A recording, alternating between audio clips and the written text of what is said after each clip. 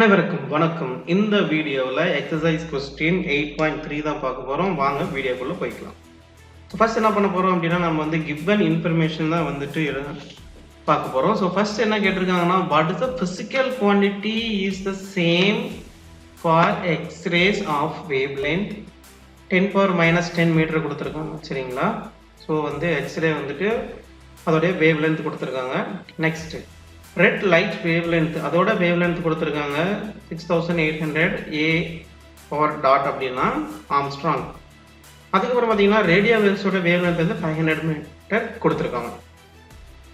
So அவங்க என்ன கேட்குறாங்க அப்படின்னா, ஃபிசிக்கல் குவான்டிட்டி கேட்குறாங்க. ஃபிசிக்கல் குவான்டிட்டி அப்படின்னா mass, length, time, speed, frequency, so அந்த மாதிரி எந்த ஒரு குவான்டிட்டி வேணாலும் எடுத்துக்கலாம்.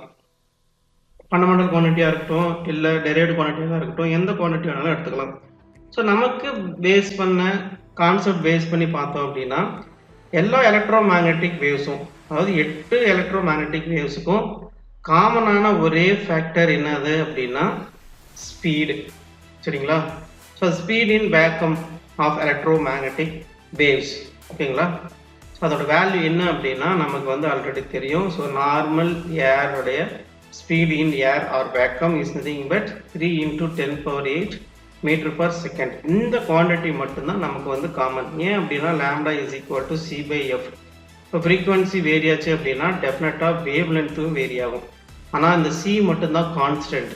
சரிங்களா? ஸோ எல்லா ஸ்பெக்ட்ரமுக்கும் கான்ஸ்டன்டான ஒரே வேல்யூ பார்த்தீங்க அப்படின்னா ஸ்பீட் தான்.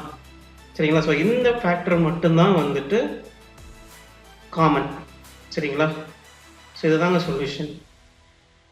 இந்த சேனலில் இந்த வீடியோ உங்களுக்கு பிடிச்சிருந்தது அப்படின்னா கண்டிப்பாக நம்ம சேனலை லைக் பண்ணுங்கள், சப்ஸ்கிரைப் பண்ணுங்கள், மறக்காமல் உங்கள் ஃப்ரெண்ட்ஸுக்கு ஃபார்வர்ட் பண்ணுங்கள். நன்றி, வணக்கம்.